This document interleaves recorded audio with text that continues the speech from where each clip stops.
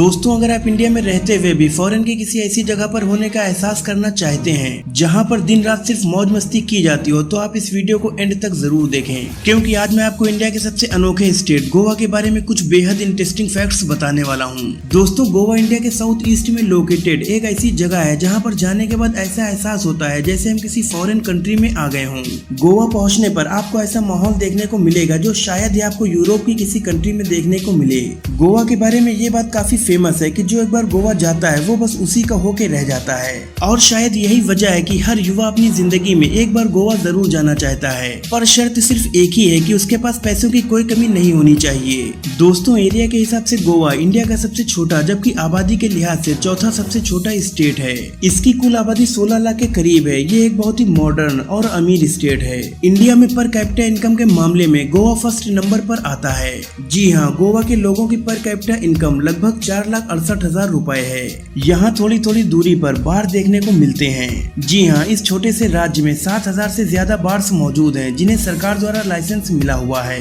गोवा उन चुनिंदा जगहों में से एक है जहाँ सुबह छुट्टी के दिन लोग नाश्ते के रूप में बियर पीना बहुत ही आम बात समझते हैं। दिन में तो यहाँ चहल पहल होती ही है, पर जैसे ही सूरज ढल के रात करता है वैसे ही गोवा पार्टी की धरती में बदल जाता है। गोवा की नाइट लाइफ पूरे भारत में पहले नंबर पर मानी जाती है और पूरे वर्ल्ड में गोवा की नाइट लाइफ को 5वां नंबर हासिल है, जो यकीनन भारत के लिए बड़े गर्व की बात है। गोवा के कैलेंड्यूड बीच के पास दो बहुत ही फेमस नाइट क्लब्स हैं, जिनमें पहला टाइटोस कैफे तो दूसरा मेसोस कैफे है। दोस्तों, इन जगहों पर गलियों में घूमते हुए सड़क किनारे बने किसी भी रेस्टोरेंट में आप बेहतरीन खाना, म्यूजिक, डांस और फुल मौज मस्ती का मजा उठा सकते हैं।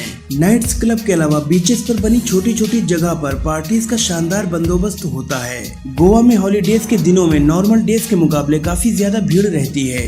गर्मियों में तो भारत के लगभग सभी राज्यों से जवान हो या फिर बूढ़ा यहाँ पर मौज मस्ती करने जरूर आता है। तो वहीं यूरोप के नागरिक सर्द मौसम में गोवा आना पसंद करते हैं। जिनके पास पैसों की कोई कमी नहीं, ऐसे करोड़पति अपनी लंबी छुट्टियां बिताने में गोवा को पहली पसंद मानते हैं, और इसीलिए इस मामले में गोवा 6ठे नंबर पर आता है। गोवा के सबसे बड़े बीच हैं कैलेंड्यूड बीच, कोला बीच और बागा बीच। गोवा में बसा दूध सागर झरना भारत के सबसे ऊंचे और सुंदर झरनों में से एक है, जिसकी ऊंचाई 310 मीटर है। भारत का इकलौता पानी पर तैरता कसिनो गोवा की राजधानी में है। इस कसिनो में नए साल के मौके पर बड़े बड़े बिजनेसमैन अपनी किस्मत आजमाने जाते हैं।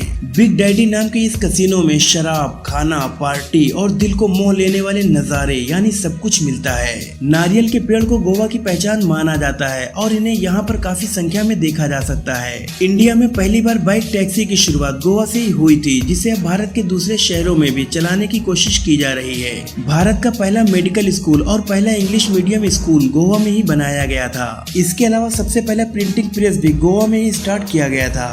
गोवा में भारत की सबसे पुरानी लाइब्रेरी भी मौजूद है, जहां पर आपको 18वीं सदी की बुक्स भी पढ़ने को मिल जाएंगी।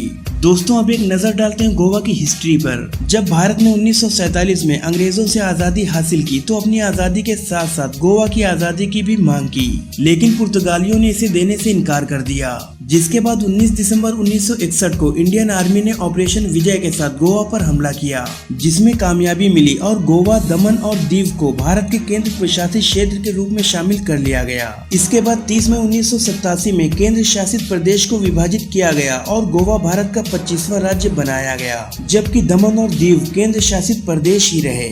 भारत का राज्य होने के बावजूद यहाँ पर पुर्तगीज कल्चर देखने को मिलता है, जिसकी पहली वजह है कि यहाँ पर लगभग 450 सालों तक पुर्तगीज लोगों ने शासन किया। इसके अलावा दूसरी वजह यह है कि गोवा के मूल निवासियों को अपनी विरासत पर गर्व है और इसी के चलते इन्होंने अपनी पुरानी इमारतें और मूर्तियां बहुत ही अच्छे से संजो के रखी हुई हैं। गोवा की इकोनॉमी मूल रूप से यहाँ आने वाले टूरिस्ट पर डिपेंड करती है। यहाँ हर साल तकरीबन 70 से 80 लाख टूरिस्ट आते हैं और इसका टूरिस्ट डेस्टिनेशन बनने का मेन रीजन है यहाँ कुल मिलाकर छोटे बड़े 40 बीचेस का होना। समुद्री तट होने की वजह से यहाँ फिशिंग का कारोबार भी बड़े पैमाने पर होता है, जिससे गोवा के बहुत से परिवार बड़ी संख्या में जुड़े हुए हैं।